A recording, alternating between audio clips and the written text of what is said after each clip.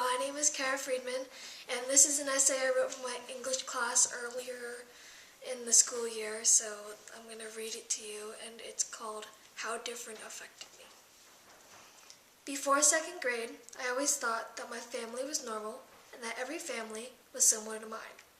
A mother, father, and a sibling or two in a wheelchair.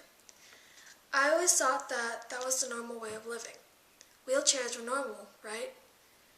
This is what I pieced together until I saw that everyone stared when I was in a public place with my handicapped sibling. I came to realize that nobody else had siblings comparable to Jack. It was rare to see people in wheelchairs or have a handicap, and I never realized it until third grade. My family was different and I had never known. When I was in first and second grade, I brought friends home and they immediately stopped and stared as soon as they saw Jack. Some of them were terrified of him. Some of them were accepting of him. Some of them didn't acknowledge his presence at all. Mostly they asked me questions about what was wrong with him or why he sounded weird or why he had his mouth open all the time. I never understood why this happened. Everybody had a sibling with a wheelchair, right? But wherever I went, someone was always staring at him and didn't have a family member with a wheelchair. I never pieced the puzzle together. I was too young. I was accepting, helpful, and understanding of my brother when I was younger.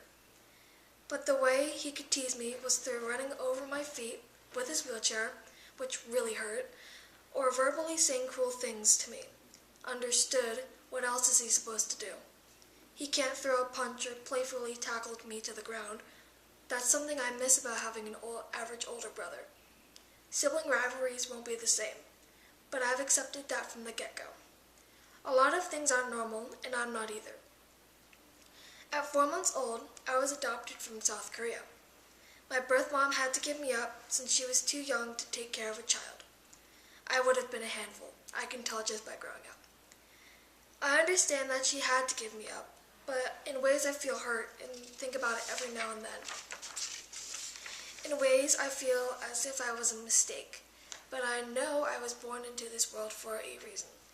And that reason was to learn a lesson about how everyone was normal, even if they don't look or sound like it.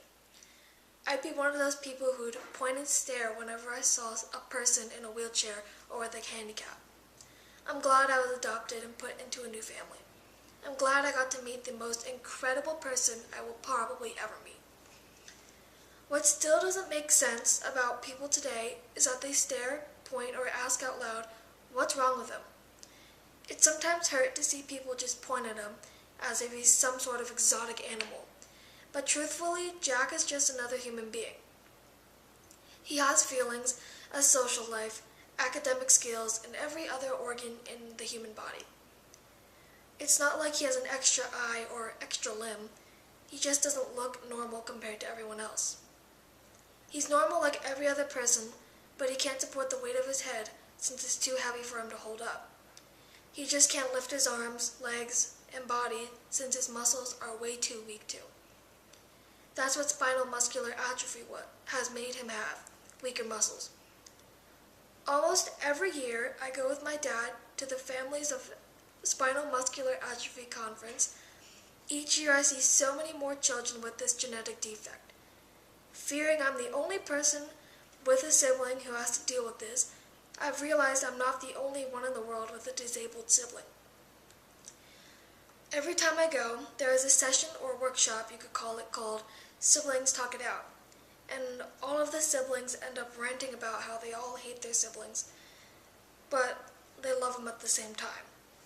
Love-hate relationships are what we have with our siblings, and it makes us realize that even though it may not seem as if we are, but we're the fortunate siblings.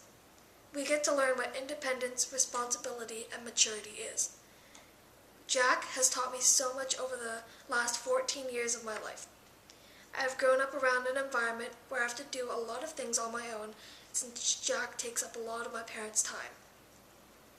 I've become more independent and responsible with my schoolwork to do most things on my own. I have matured since I had to go through so many things and remained patient, quiet, and respectful. I have been taught to understand people for who they are, not what they look like or sound like. Surprisingly, he has taught everyone he knows a lesson. Celebrate every other person's differences.